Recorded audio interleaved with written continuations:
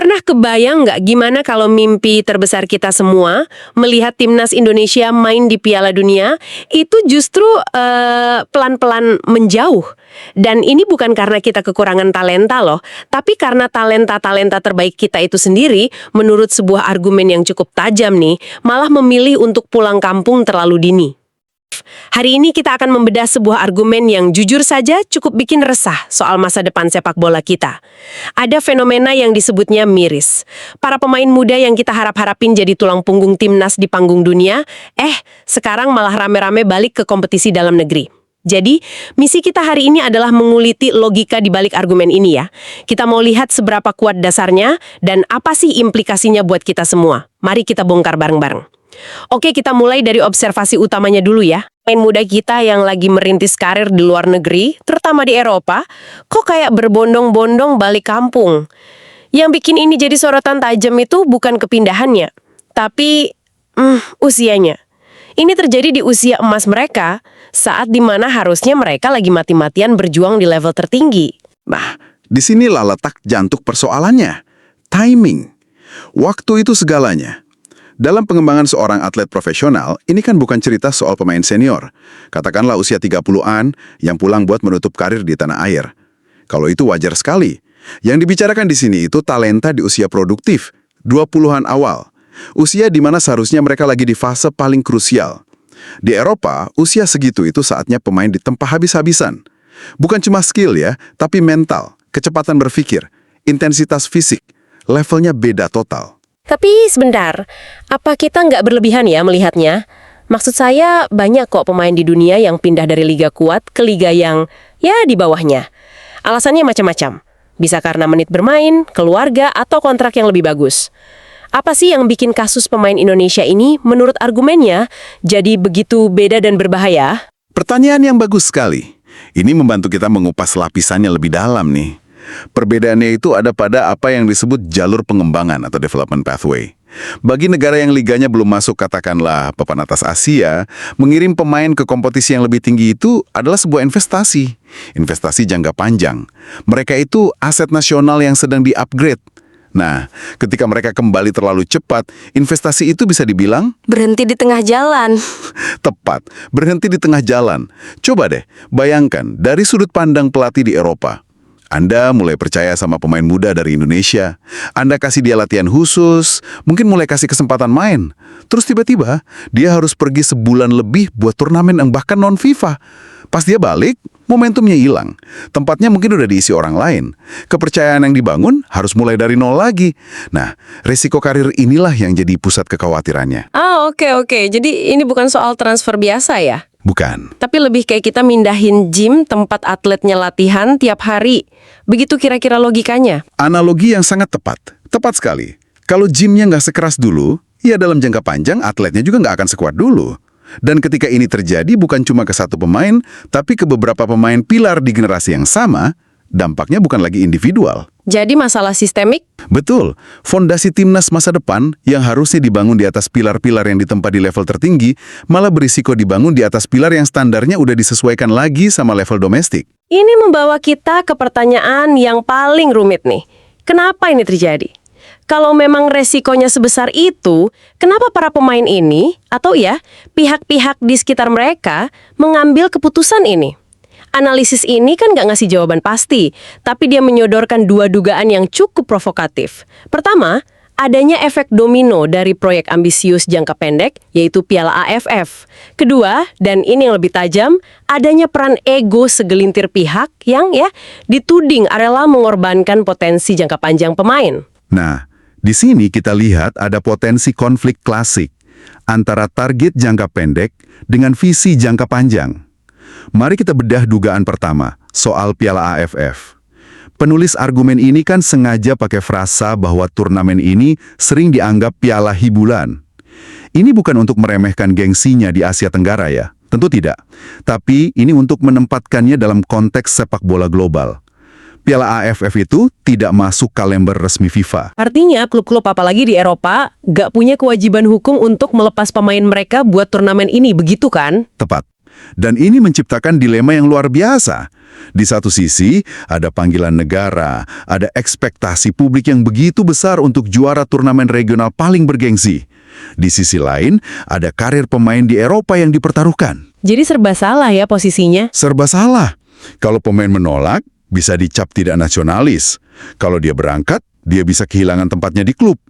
Nah, disinilah dugaan kedua soal ego itu masuk. Tunggu dulu, ego itu kan tuduhan yang sangat berat ya. Apa ini nggak terlalu menyederhanakan masalah? Mungkin ada pertimbangan lain yang lebih kompleks. Mungkin federasi merasa ini cara terbaik untuk meraih prestasi yang bisa dibanggakan sekarang juga. Tentu saja ini kompleks, sangat kompleks. Tapi, mari kita coba ikuti alur berpikir penulisnya. Penggunaan kata ego di sini mungkin untuk menyoroti sebuah perspektif di mana kemenangan jangka pendek, sebuah trofi regional, jadi begitu penting. Sangat penting, sampai-sampai mengesampingkan dampak jangka panjangnya. Keputusan untuk memulangkan pemain, entah itu transfer permanen atau mungkin dengan tekanan halus agar dia pilih klub yang lebih gampang melepasnya, itu bisa dilihat sebagai sebuah pengorbanan. Yang dikorbankan pemainnya. Tepat. Yang dikorbankan adalah kesempatan pemain itu untuk mencapai potensi maksimalnya. Seorang pemain yang ditarik pulang sebulan lebih, dia bisa kehilangan segalanya di Eropa. Momentum, kepercayaan pelatih, bahkan posisinya di skuad.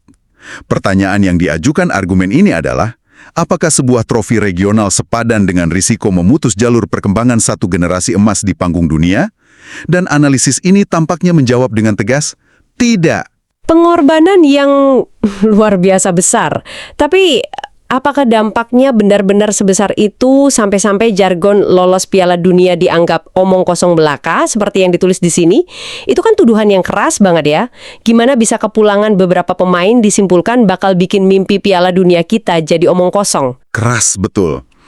Tapi argumennya didasarkan pada logika kompetitif yang, brutal dan jujur.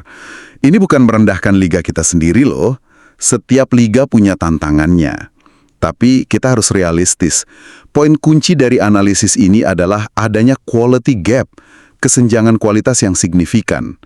Level intensitas, kecepatan, taktik di Liga Indonesia secara objektif masih tertinggal jauh dari Eropa maupun papan atas Asia seperti Jepang atau Korea. Ini fakta kompetitif. Saya jadi mikir ini kayak sebuah paradoks ya. Pemain pulang kampung mungkin niatnya tulus membela negara. Tapi menurut argumen ini, tindakan itu justru bisa melemahkan timnas dalam jangka panjang. Benar-benar sebuah dilema yang rumit. Tepat sekali, itu paradoksnya. Dan dampak langsungnya bagi seorang pemain yang turun kelas kompetisi, ini sangat nyata. Coba bayangkan, seorang pembalap Formula 1. Selama setahun terakhir, dia cuma diizinkan nyetir mobil keluarga di jalan tol. Tentu dia masih pembalap hebat, tapi refleksnya, kemampuannya ambil keputusan sepersekian detik di kecepatan 300 km per jam, pasti akan menurun. Dia beradaptasi dengan lingkungan barunya yang lebih santai. Jadi ketika dia tiba-tiba harus kembali ke sirkuit F1 untuk balapan, Dia akan mengalami shock. Hal yang sama terjadi pada pesepak bola. Ketika seorang pemain terbiasa main di kompetisi di mana dia punya waktu 2-3 detik buat kontrol bola dan mikir, lalu dia kembali ke timnas buat menghadapi Jepang, yang pemainnya cuma kasih setengah detik. persis.